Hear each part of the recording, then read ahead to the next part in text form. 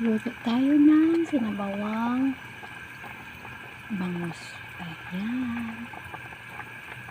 Lagyan ko lang siya ng kamatis, sibuyas at luya.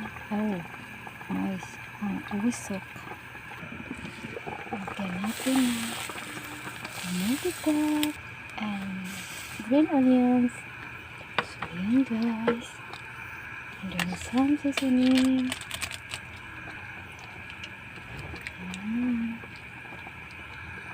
Haluin at takpan.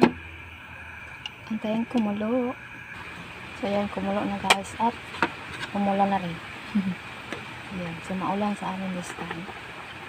Ayan, yummy yummy. So tikman natin. So far so good. Sweet. And of course meron din tayong piniritong bangus. Ayan, niluto ko na siyang maala.